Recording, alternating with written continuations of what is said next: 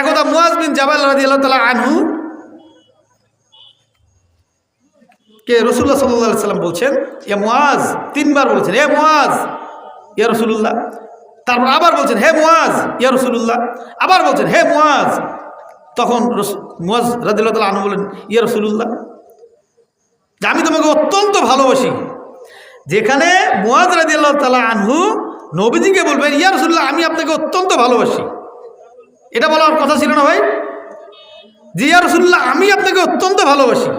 সেখানে রাসূলুল্লাহ সাল্লাল্লাহু আলাইহি সাল্লাম স্বয়ং নিজে বলছেন, হে মুয়াজ, আমি তোমাকে অত্যন্ত ভালোবাসি, আমি তোমাকে খুব ভালোবাসি।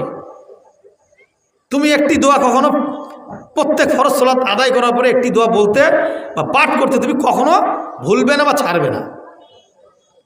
সেই দোয়াটি কি?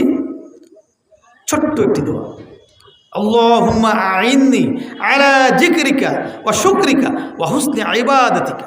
সুবহানাল্লাহ।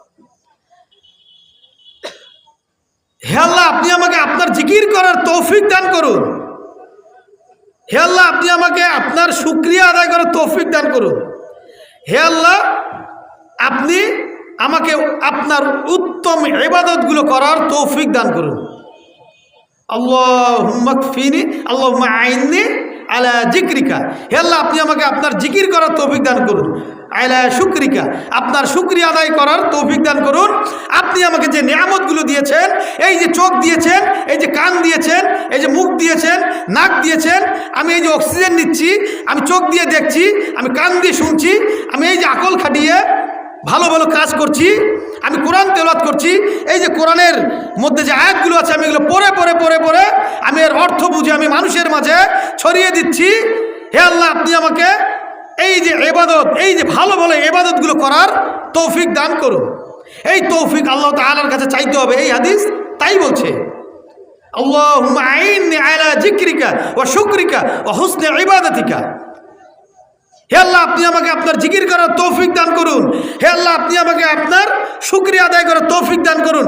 আপনি আমাকে যে নিয়ামতের চাদরে ঢেকে রেখেছেন, এই নিয়ামতগুলো শুকরিয়া আদায় করার তৌফিক দান করুন।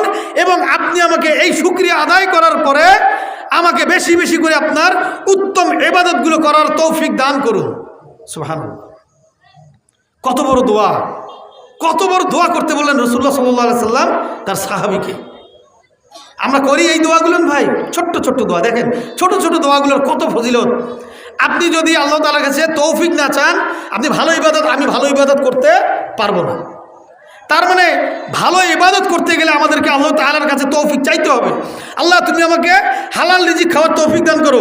আল্লাহ, তুমি আমাকে, আমরা তো শুধু বাড়ি চাই, গাড়ি চাই, ধন চাই, সম্পদ চাই, আমরা বিলাসবহুল জীবনযাপন চাই, তাই না? কতজন আমরা আল্লাহ তাআলার কাছে তৌফিক চাই, আল্লাহ তুমি আমাকে তোমার ইবাদত করার তৌফিক দান করো, আল্লাহ তুমি আমাকে তোমার শুকরিয়া আদায় করার তৌফিক দান করো, আল্লাহ তুমি আমাকে তোমার জিকির করার তৌফিক দান করো। কতজন আমরা এই দোয়াগুলো আল্লাহ তাআলার কাছে করি বলেন? সময় আছে আমাদের?